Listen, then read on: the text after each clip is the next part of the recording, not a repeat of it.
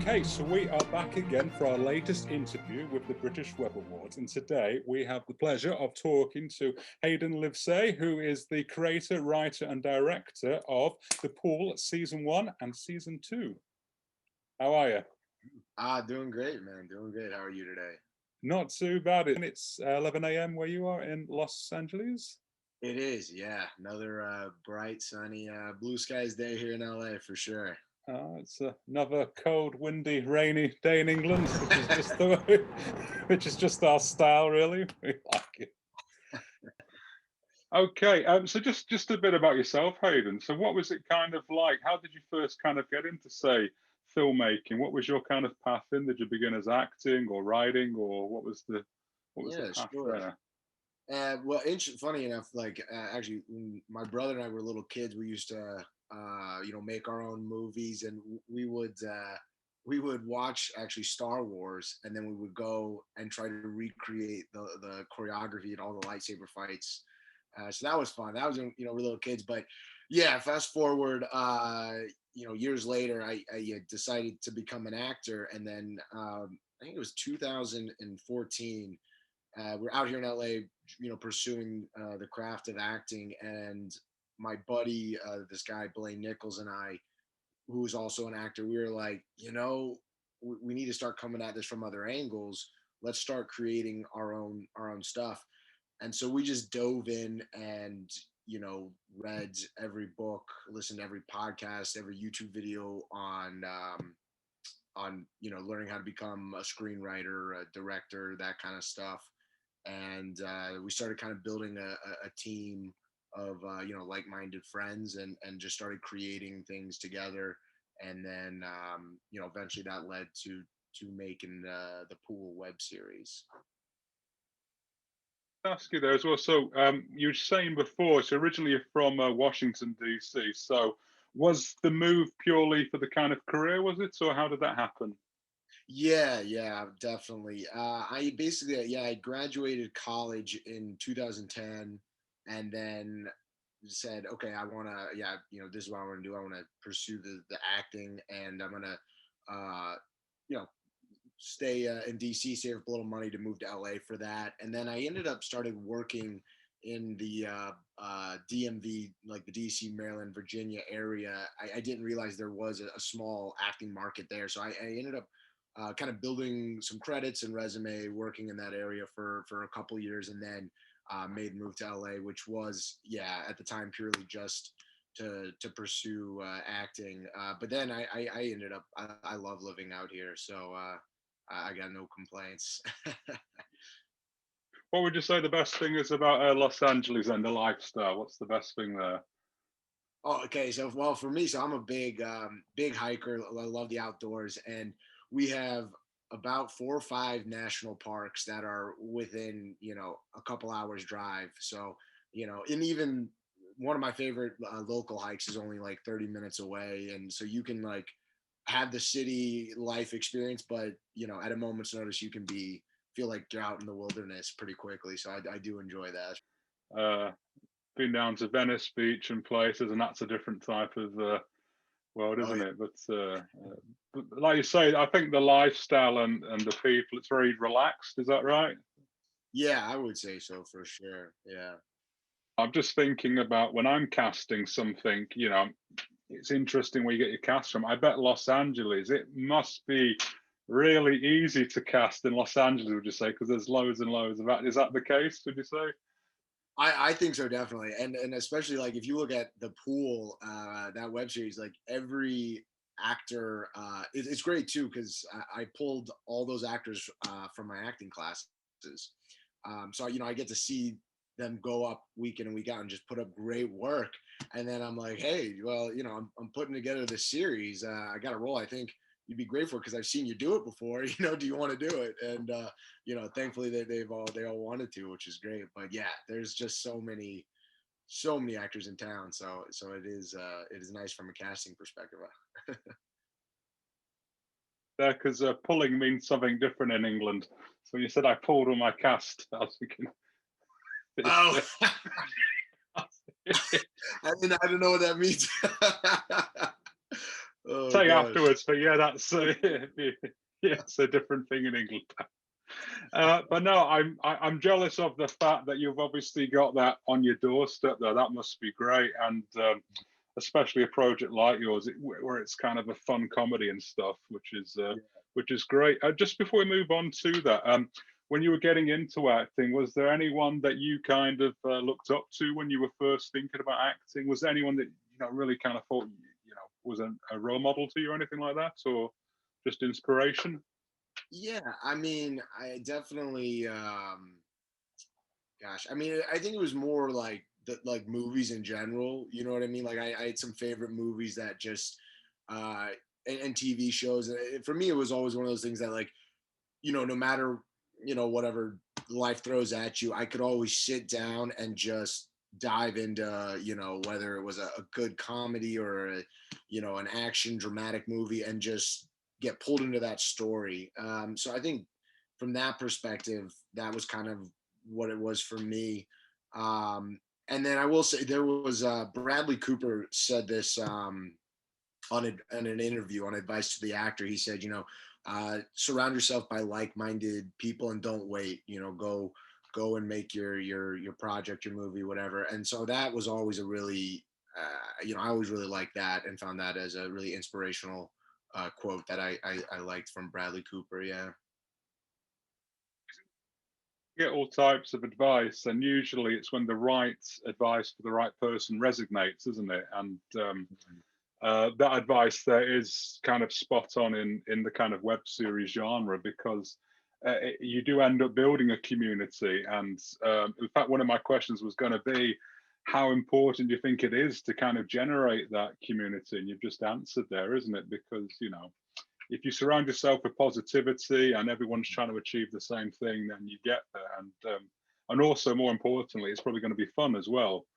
And you really Absolutely. kind of, yeah, and everyone's working towards the same thing. So, leading before the pool, had you done any major projects before that, or was the pool your first web series? Was it, or? So I did the Pool season one was my first web series that I did kind of on my own, or you know what I mean, in terms of like I done some short films and another little web series that I had co-created with my friend Blaine. And then the Pool was the first one I just kind of went out and on my own and wrote season one. And then later season two, Tony, who plays Noah, he wrote season two with me. We co-wrote that one. Uh, but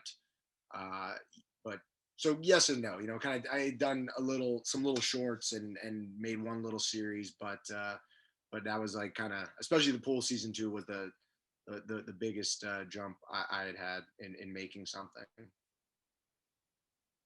It's a lot of fun writing comedy with someone, isn't it? When you've got Oh the yeah. ideas and stuff. It's a lot different to a drama. The comedies, when you write them with people, it's one of the funnest things you can do that. So I can imagine you had a lot of fun doing that as well, leading into it.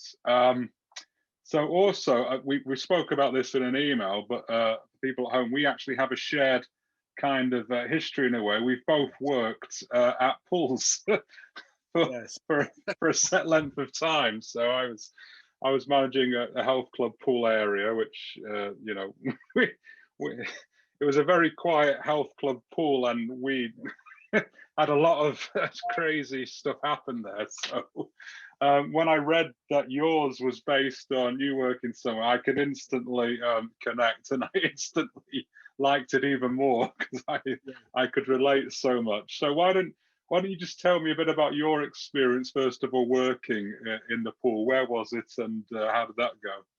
Sure. Yeah. So, gosh, I worked for these community pools for, let's see, for about 6 to 7 years, and one of the main pools that I worked at was right there in Rockville, Maryland, where I grew up, and it was one of the few pools that a majority of the time was just dead.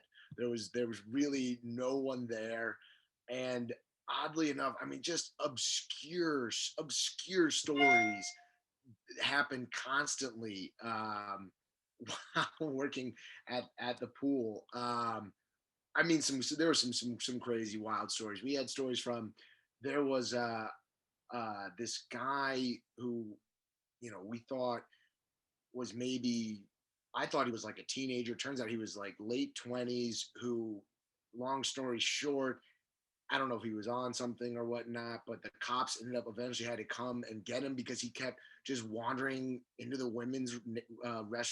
the women's like restroom locker room and changing in there. And like, you know, mom came out being like, "There's a naked guy just standing in there," and we're like, "What is going on?" I mean, things from that to, just the we had one time a, a woman came in freaking out, wanting to look at the logbook because she was convinced her husband was cheating and had come to the pool with the woman he was, I guess, with, and she wanted to look for his name in the logbook. I mean, the stories. There's just it's a plethora of stories, things that you're like, that can't be real. Like, did that really happen? It was wild. I'm sure you had some stories yourself working there. Tell you a very quick one. I've got loads that I can't actually tell, but there's there's one where we're closing up at the end of the night, and attached to the pool was a separate hot tub. Mhm. So you had a hot tub on the other side of the pool there, not connected into the water and that. And anyway, this old man leaves the hot tub and goes, and we're about to lock up. I'm with somebody, and it's their first shift. So they've never worked there before. It's their first shift, a young lady. And as we get to the hot tub, we see there's this huge log of shit, basically, that's in the pool. So like, oh, and she's like, oh my God, what should we do? What should we do? I said, well, just calm down first of all. You know what I mean? Because everyone sees you panicking. You know what I mean? Yeah. I said, let's just get the net first, get it out of there, then we'll have to try and sort it out, won't we? So as we get the nets, the actual bubbles are on a timer.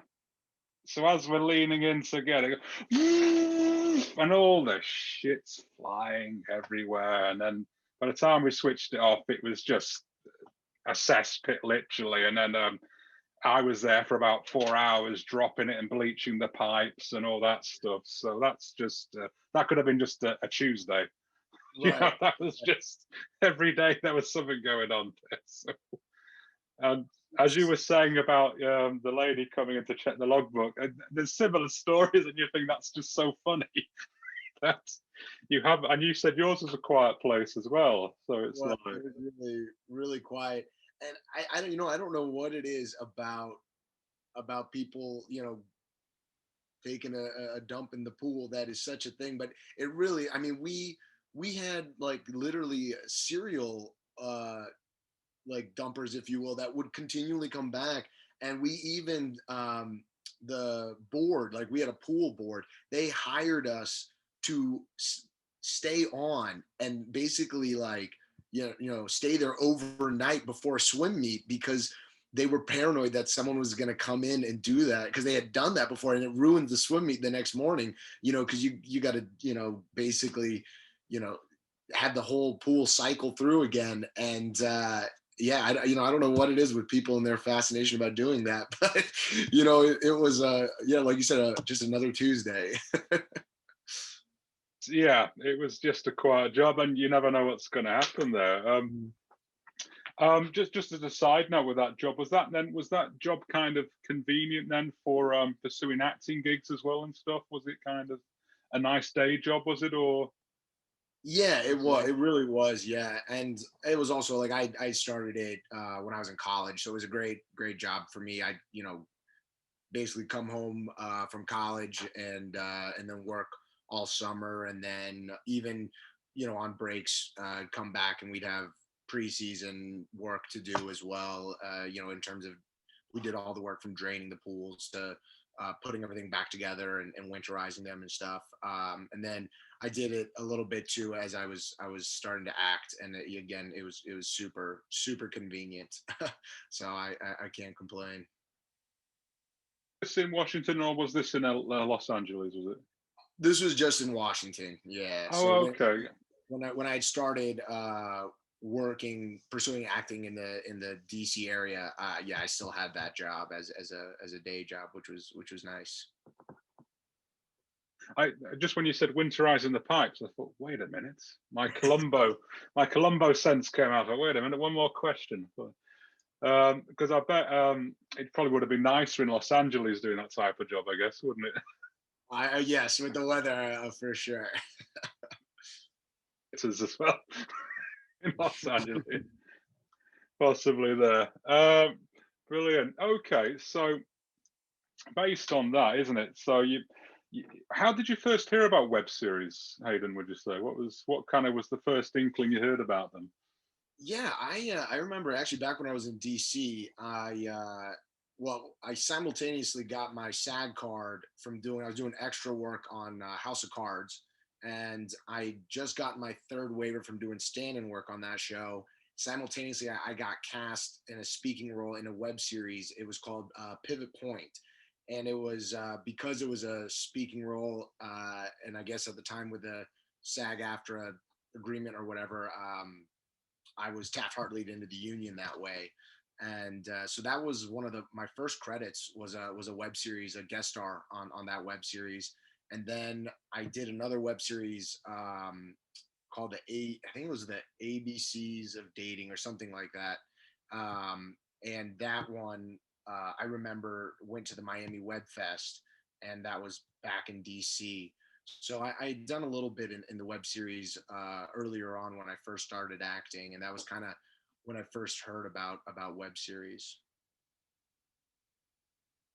I mean, they've become very kind of common now, but yeah, when they first kind of got going, a lot of people, including myself, like, what's a web series? And now, arguably, you can look at films like The Irishman as arguably a web film. You know what I mean? Right. So it's kind of, Right. it's all over the place, and it's only getting bigger. So you did two parts and two web series there. The second one sounds like it was more kind of comedy, was it? Kind of the more Was, yeah. light-hearted, and that was, yeah, that probably got you going then into it. So was it kind of like from acting and taking part in these, was that's when it's kind of like, okay, I know what this is now, this might be something that I want to try and do? Yeah, definitely. Exactly. And honestly, I love mockumentaries, and I always The Office is one of my favorite shows of all times. And I just, I remember when I was coming out to LA, I moved out with my buddy Max, who he plays Terrence Shander in the Pool, and I was telling him about this idea. I really could see. I've got all these stories that we could totally, you know, exaggerate a little bit for the show. I was like, but I think it would be a great idea to do a show off these pool lifeguards, similar to The Office.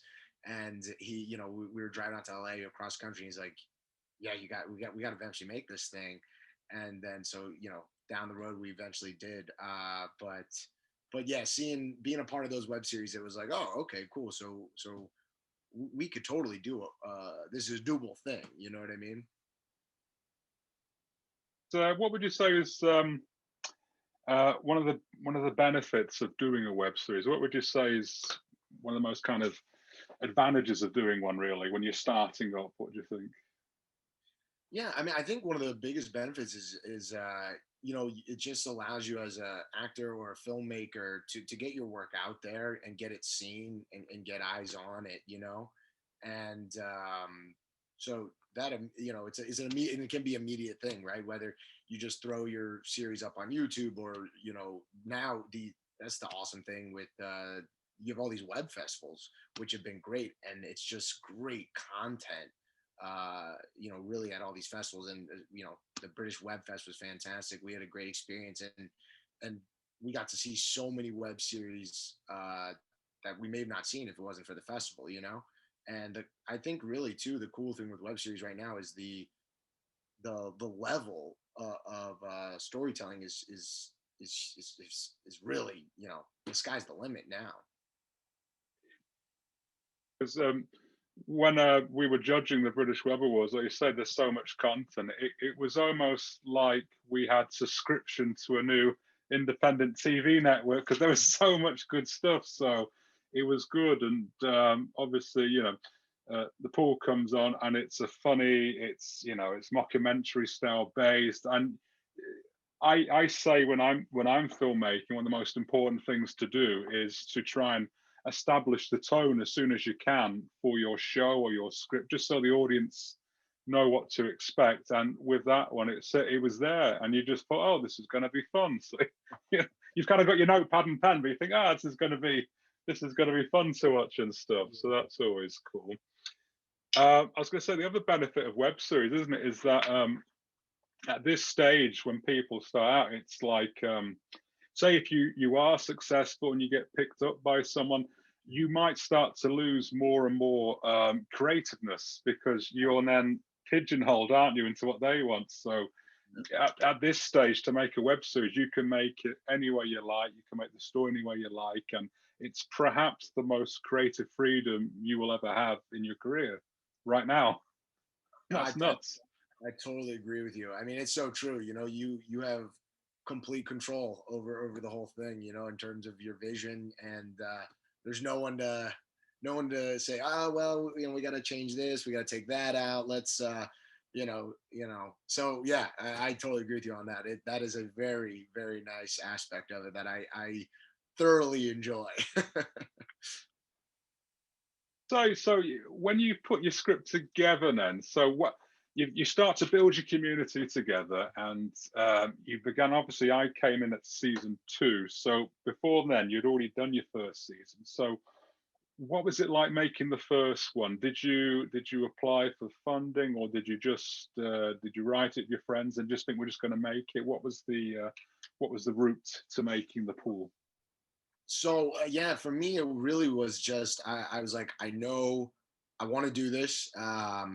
I had written, I basically had written the whole first season, and I originally was trying to do it. The season 1, the episodes were even shorter. They were, I want to say, like between 3 to 5 minutes. I think the longest one was maybe 5 minutes. Most of them were around 3 minutes. And I had a pool that I knew I had access to for one more month.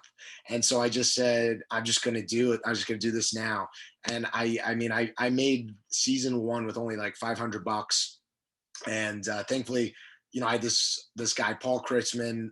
He's my director of photography, who we had met through an AFI project.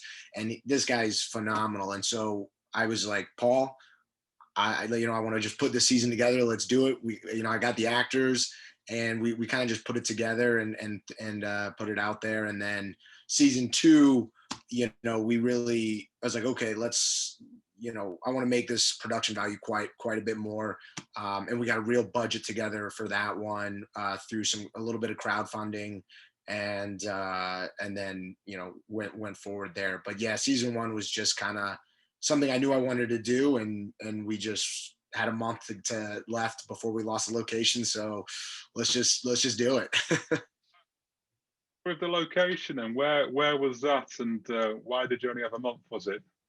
Sure. So that one, the first season we shot at this apartment complex pool that I was living at the apartment at the time. And me and my 2 roommates, we were moving out at the end of the month. And because my buddy, he was moving with his girlfriend, so we were changing locations. And I was like, well, we got this pool, it's free, and we got the permission from the building to use it. So we got 1 month, so let's knock this thing out. So that's kind of how that one happened. And then, season 2, thankfully, we were able to get this pool from a mutual friend of Max's, this guy, Sal. He really nicest guy in the world. And him and his family opened their, house and their pool to us.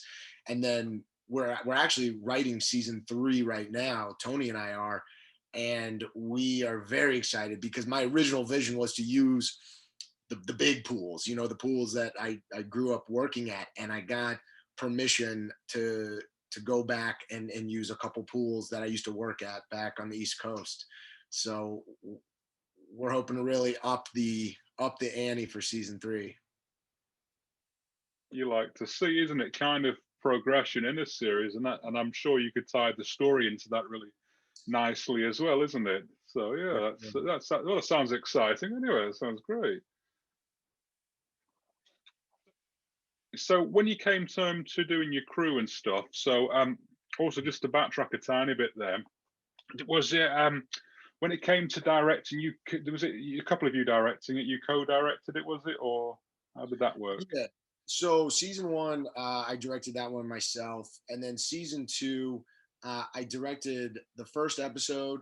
I also directed the reshoots and a little bit of it, but then I also brought on Adam Bowers, and he directed a majority, a good chunk of it as well. And I knew so Adam is my cousin, but he's a really successful director and filmmaker, and I talked to him about bringing him on because I originally thought, well, I'd like to direct less in season two and just get to focus on acting in this season. And he just happened to like the idea of it and wanted to join. And I was like, heck yeah, it'd be great to have you. So he came on and directed a bunch of season two as well. To direct the first season, was that decision out of I'm going to give it a go, or I just know how it's going to look, or was there no one else at the time, or was it all three? What was the reason for directing the first one? Yeah, I think for me it was, and that's one of the things I really enjoyed with the pool is like I've always had a very specific vision of what I, wanted and what I how I saw it. So for season one, that was definitely it. And then with season two, it was I probably would have directed the whole thing myself again, except for the fact that Adam was interested, and I wasn't gonna say no to that, because he really he's he's made some incredible films. Some of his work has actually gotten into Sundance, and also we've been wanting to work together for a while. So it worked out great. But yeah. So then, what was because I've done a lot of directing and acting as well. So, what would you kind of say is some of the pros and cons of directing yourself?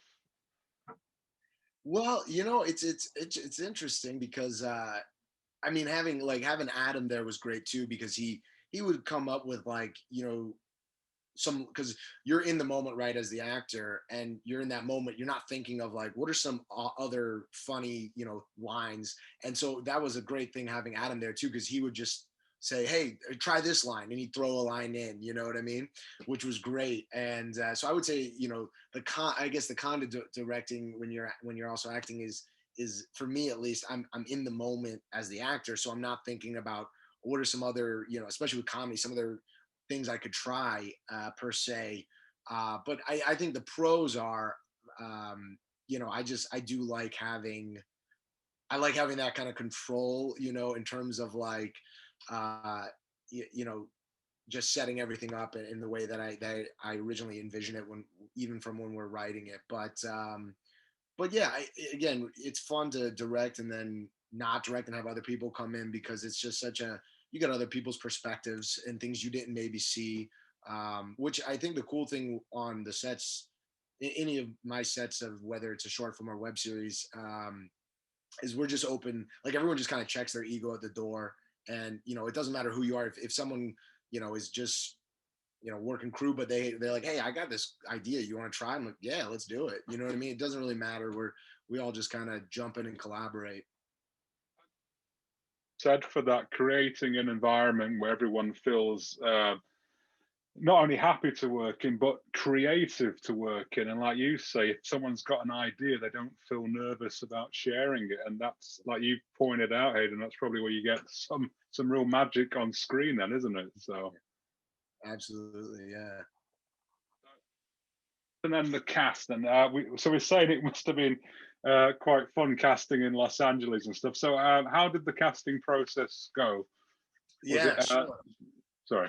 So, so Tony was, I guess, probably the first person I brought into it. I told him, kind of my idea for this. And season one, I brought Tony in, and then again, Max was my friend that we moved out here together, and I brought him in pretty early as well because I'd been telling him about this. And then yeah, from the rest of the cast, pretty much uh, I had met everyone else in my acting classes. Tony and Carson, I'd met when I first moved to LA. The three of us were in a class together, and then a majority of the rest of the cast was from my current acting class. And I remember both Tony and Carson seeing their work in class and coming home and telling my buddies. I was like, this is before we all became friends eventually, but before we were friends, I said, man, these two are so good. Like we got to convince them to be in one of our projects, and so we got Carson involved in season one for she was like a guest star in season one, and she was incredible. And I said, well, season two, you want to come on and be one of the leads, because I got some ideas, and thankfully she wanted to, which was great. And yeah, it was pretty seamless as far as casting goes, because I think the nice thing was I'd get to see every week in class what all these actors were doing, and then I'd be like, "Ooh, that's great for this character I have in mind. Let me see if they want to do it." So that was kind of the casting process, for the most part. Yeah. Goes back to what Mr. Cooper was saying, wasn't it, about kind of building your community, I guess. And so from you just getting involved in those acting lessons and stuff, it immediately then puts you in this nest of fellow people that just presumably love acting and want to get involved in more and more stuff of it. So it's kind of full circle, isn't it, really? For sure. And a funny story on the casting for season two is the character the bear we originally wrote that for a guy, this guy, great actor named Spencer, but he ended up having conflicts and he couldn't do it. And we were thinking, I was like, oh, Karen, my friend Karen, she's a phenomenal actor, and I think we could literally not change anything and just put her in. And I think it might even be fun, and then have her do it. And so she came in and she killed it. I think it was pretty funny. Um, but that was an interesting little casting switch we did at the last minute. Yeah. Sometimes that's where the magic is, isn't it? You come in on one day or swapping around at the last minute, and there's a lot to be said for just how fate Yes. tends to work out, and that sounds like a clear example. So just then going back to it, so you've made season one, and I mean, you said you did a bit of crowdfunding for the second one, and what I would probably tell people watching this as well, which I'm sure you agree, once you've done the first one, then you actually have a clear example of what to show people, don't you? You've kind of built up your product then, I guess. And so what was it kind of like when you wrapped season one? How long was it till you decided, right, we're going to do season two, we're going to do this, we're going to do that? What was that like? For sure. It was pretty quick, because I remember I went not too long after season one. I went back and I just wrote. I wrote the first episode for season two. I stayed up all night and I just like typed it all up. And then I was like, "Hey Tony, let me send you this. This is the first episode I'm working on. Let me know what you think." I sent it to Tony and he's like, "Oh, dude, this is really funny." And I said, "Well, do you want to co-write this thing? Like, we'll go through this one and then we'll just co-write the rest of the thing." And he was like, "Yeah, So we jumped into the writing process pretty early on, but it was always one of those. It was kind of funny because it was one of those things where we're like, if we do season two, we got to get we want a bigger budget. We want to at least it was still not that big of a budget at all, but we wanted to at least raise the production value from season one. And so it was one of those things where it was like, yeah, let's write this thing and we'll see if it happens. And then everything just kind of fell into place, and even with the location, we originally had a location that fell through, and then we were like, well, I don't know if we're gonna make it unless we can find another location. And at the last minute, Sal came through and we got that pool, and then okay, here we go. So it was definitely one of those ones where at first it was like, yeah, let's do it, but is it gonna happen? I don't know. Okay, it's going to happen. It may not happen now. Okay, here we go. We're doing it.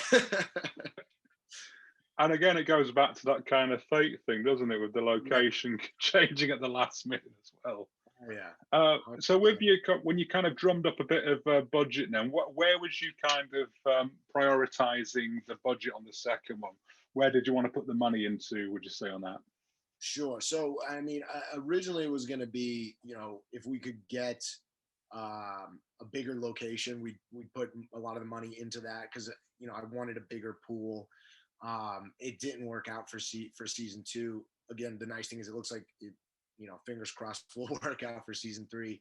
But after that, it was just putting the money really into paying the crew and paying for good sound. We brought in Joy, and Joy is a game changer. It was great having her, and so bringing her aboard, being able to then really put the money towards equipment rentals and getting the kind of lenses that Paul needed to really give us the look we wanted.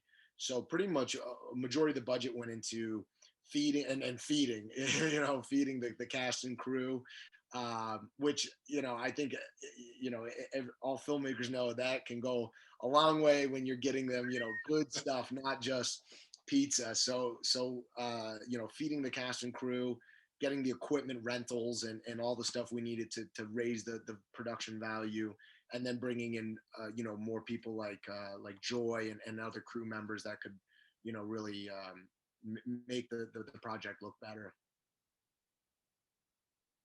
Gone too much then.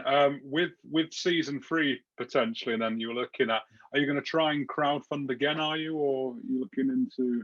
Yeah, we'll be looking. Actually, I've been doing a ton of research because doing the whole crowdfunding. I didn't know too much about it the first time around, and we just kind of threw almost just threw a rock out there to see what was going to happen. But this time, we have a number, a very specific number in mind that we want to get, and we've been doing a lot of homework on how to properly crowdfund and ways to try to get funding, so it's not just because I didn't want to just have my just your family and friends throwing money out. I felt bad. You feel bad. It doesn't sit that well with me, so I want to try to find other ways. But yeah, we're looking at very specific number and things we want to do to make this thing take it to the next level, if you will.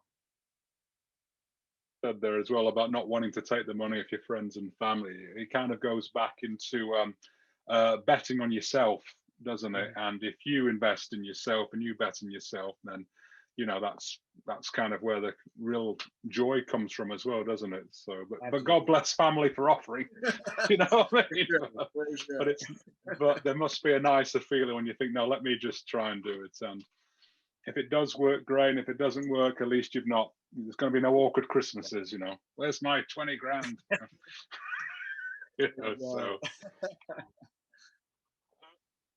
as well. What was when you finished season one? Did you have like any kind of big screening at the end of it, or did you have any premiere for it or anything like that? We did a little premiere, just honestly, like on a TV with the whole cast and crew, and we had a lot of fun. It was a good time. Actually, Max made these shirts, these pool TV shirts for everyone, which was really nice of him, which was awesome. But it was pretty just a little small get together with the whole cast and crew. And then season two, the plan was going to be to do a legitimate screening, and we're looking at things. But then, of course, the pandemic hit, and that all kind of went out the window for season two screening.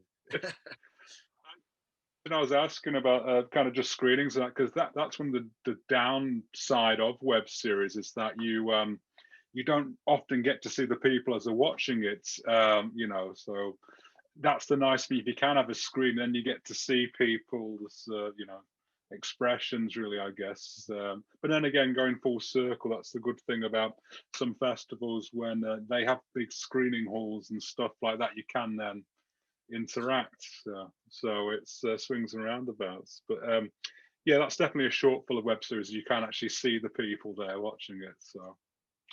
Uh, For sure. so if you do a big screening, I was chatting to the social murderer team that did the web series, and I gave them my tip on the premiere because they said they had their premiere and they sat in the front row, and I said, don't sit in the front row. I said, you do your little speech, and then you go to the back of the room near the bar, and then you can watch everybody. So if it's going well, you can see it, and if it's going badly, you can see the faces. So it's a very tactical decision I gave them there. So hopefully next on the next screening they'll know that trick. But yeah, Yeah, but that's great. I mean, that's such a good point. And you know, it's funny because I've had that experience one other time, and it's funny too because you know, it's so nerve wracking because you're like, oh my gosh, are they going to laugh at these jokes? And then I think it's always interesting when the crowd is laughing at jokes that you didn't necessarily think were going to be the ones they laughed at, you know? yeah, that's the beauty of it. Yeah, yeah. What does work and what doesn't work and what surprises you, isn't it? Yep, Yeah. absolutely. Yeah. Was there any kind of any other funny stories that happened on the production of either of the films? Oh gosh. Yeah. Well, I mean, you know, again, going forward, you know, you learn from every shoot. And I think going forward, we will not be going to shoot as many pages a day as we did with season two, because we we were pushing for time because you know almost all of it was dependent upon the sunlight, and we were shooting like by the time when we were still shooting in December, you know, we were really pushing for time with the lighting because of daylight savings and all that. But even more so, even in LA, the water was really cold by December. And you know, Tony, I told him we are doing reshoots, and I said, Tony, I need you to get in the water for this one. I was like, we just didn't get it on the first time, and he looked at me like, you're crazy. I'm not getting in that water. It is ice cold. And I was like, I'm telling you, it's gonna make the difference. And you know, he got in, and he's like, you're gonna get two takes. I was like, I'm good with that, with two takes. And so we got it, and he got out, and you know, I later got in myself, and I was like, yeah, two takes. That's about it. I get it. It's freezing cold in here. How important would you say reshoots are then? Would you say?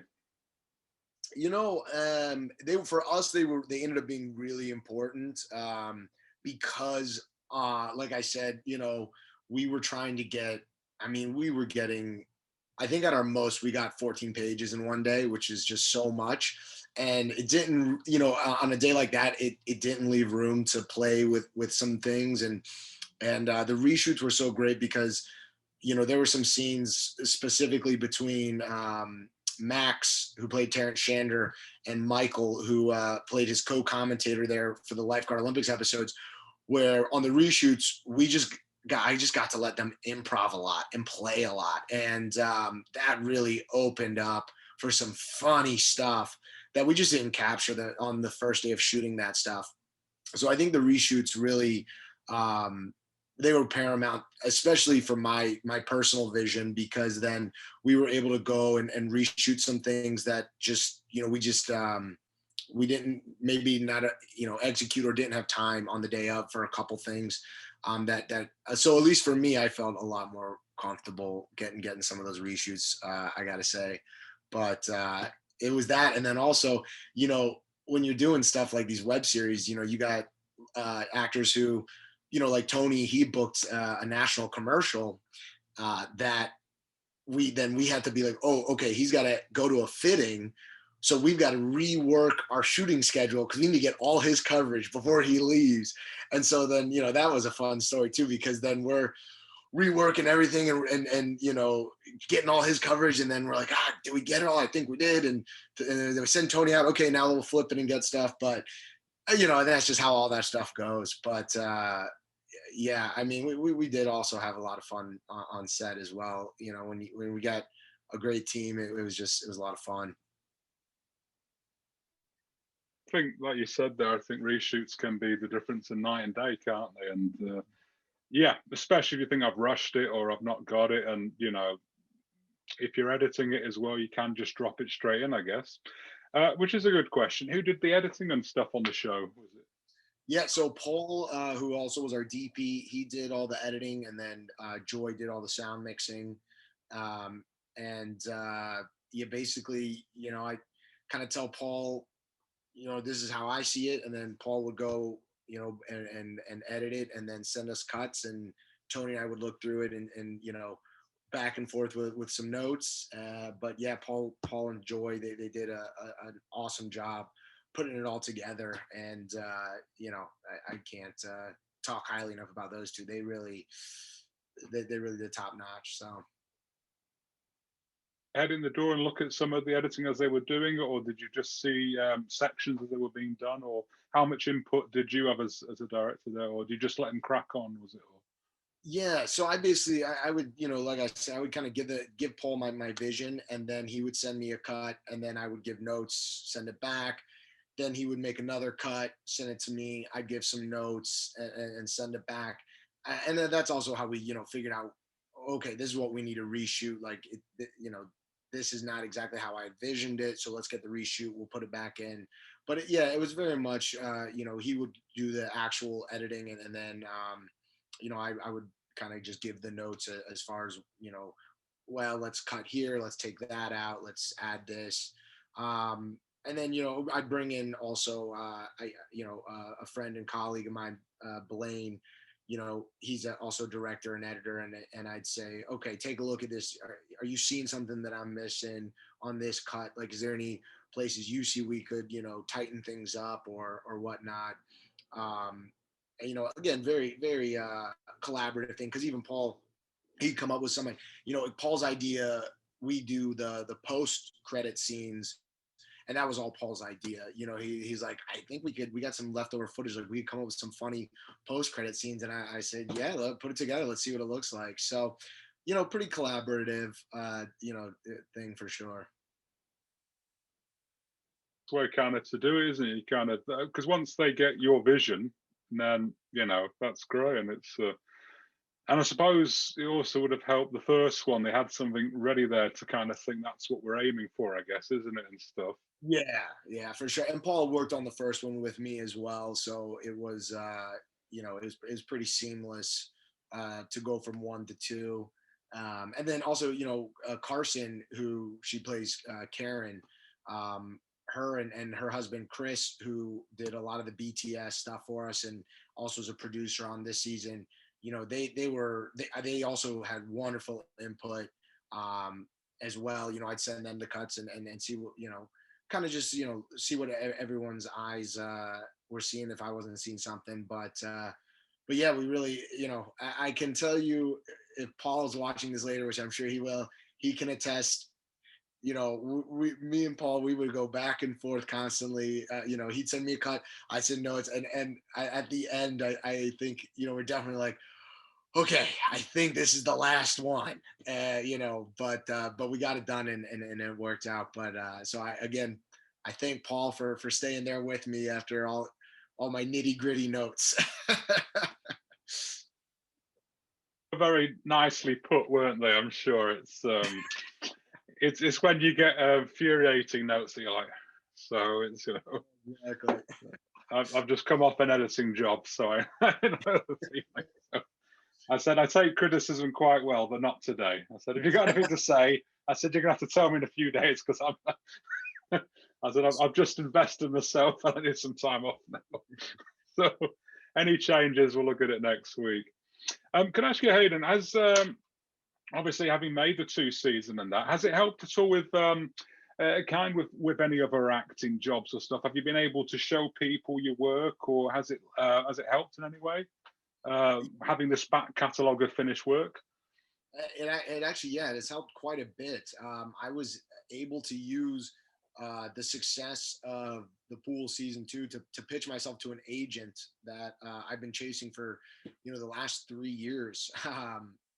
I had, they'd seen me in showcases, and I'd been in contact with with someone at the agency a couple years ago, and then I reached out and never heard anything. Reached out, never heard anything, and then right after we won Best Web Series at the LA Live Film Festival, and I immediately took that and I sent a pitch email being like, with a trailer to it, and I finally got a response, and then a meeting, and then I eventually signed with the agency. So it was had success there, which then kind of parlayed into a recent manager I signed with as well.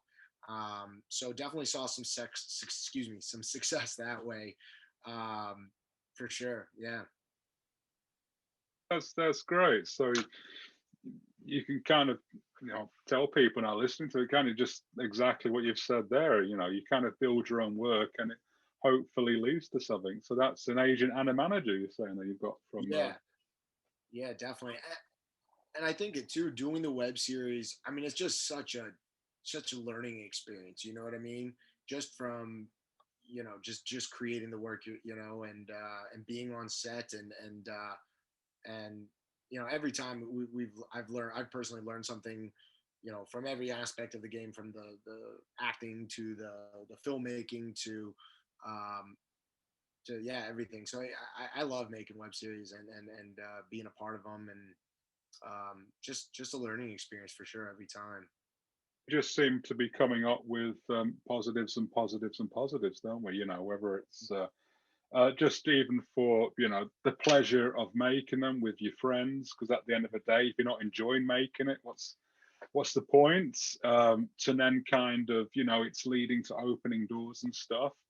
And going back to the LA festival and that, how important is it kind of when you do send it to festivals and you get some validation, which first of all for a creator is great, isn't it? But how important is it then to try and use that to then, market and push not only your product but yourself as well? How important would you say that was? I thought it was super important to me. I loved after season one. I knew, I knew season one really it didn't have the legs to have a festival run, and I was okay with that. But that was a major goal of season two, was let's try to get involved in these festivals, and I knew that there was, especially now, all these fantastic web festivals, geared towards web series and web films and whatnot, and it was a huge thing we wanted to be involved in, and it was a great experience because it also kind of legitimizes your project, and so also very, always super exciting every time that Film Freeway email pops up. And when we with season two, it was funny because we started, it felt a bit rough. We started like our first festival we didn't get into, and Tony and I were like, oh man, okay, it's only one. And then we started, a nice little run, which was a great experience. And the cool thing with the festivals is you not only does it give a little validation, obviously, to your project, but you then get to see all these other all these other films and web Yeah. series, and learn from them. And then it's just fun being like when you guys had the award ceremony. I mean, that was just so much. We had so much fun Oh, nice, watching, nice. being part of that, and the whole build up too. And I will say the British Web Awards was one of my top favorite ones to be a part of, because I loved how the whole setup, how you guys gave with the nominations, and then so it gives time also for the creators to like, hey, check this out. This is what's going on. We're nominated for this at the British Web Awards, and then a little later the winners are announced and whatnot. But yeah, the it was a great experience. No, I do appreciate that because it's say it's for the creators. So that's when that it goes full circle again. When we're talking about screenings and stuff. So it's like then you were just saying how much fun you had kind of watching it, and we need to kind of work on a way we could see people watching it, because you kind of feel it's so nice to hear you say how much you enjoyed it, because we built it for you guys. We built it, and me coming from filmmaking background, thinking what would I like to see. So So to get good feedback, that's terrific. That's terrific. So yeah, um, I was going to say thank you for the compliment, but I just also want to say I'm so glad you enjoyed the experience, because that's really lovely, and that's what it's about. So For sure. that's Yeah, great. yeah, And on a kind of flip side, when I was making stuff kind of at the beginning, it's weird because we didn't get a lot of luck in the UK, and our first success really was in Los Angeles. So okay. and it goes back to what you were saying when you started to get the first email through. You're like, that's great, that's great. So it's strange now, isn't it, how things have worked out? But yeah, so yeah, it really does help you. It helps promote the project, but it also is a little pat on the back when you think, that's great. Somebody gets it, and that's wonderful. For sure. For So sure. that's great. That's great. And in fact, we've already got your pilot, haven't we? Entered into the British Web Awards. Oh yes, yeah, yeah. So it's funny because we actually so we shot that and it's kind of a little what I'd like to make a web series based off that as well, and that's something I've been working on. And then in the same world, we just actually just this past weekend we just shot short film in that same world as well. All right. So we have that coming down the pipeline, which I'm excited about, and it's gonna be a little quite a different, well, at least the short, very different in terms of tone than the pool. Well, I was going to say, yeah, because I saw the pilot about a week and a half ago. I watched that when you put through there. So that obviously, why don't you tell us a bit about your pilot that's coming up then? Sure. Yeah. So that one is called "Of Artists and Animals," and the basis is it's going to take place in the world of mixed martial arts fighters. I've been doing mixed martial arts since I was 5 years old. Right. So it's a world I'd love to take a crack at, and again, kind of inspired by there's a television show called Kingdom, which was on DirecTV a while ago. It's currently on Netflix, and that follows a family of mixed martial artists, which I love that show, and it inspired me. This one is going to really focus on the story of these two brothers, um, and basically, one is at the apex of his career, um, and he's in MMA you really have, in my opinion, two different types of fighters. You have the guys who are like technicians and they treat it like a game of chess, and then you have some other guys who are just kind of coming in purely animalistic, just going for it. And I think that's going to be an interesting thing for one brother to be the technician and one to be the opposite. And essentially, if this whole series goes through, there's some pretty horrific things that happens, Oh, and okay.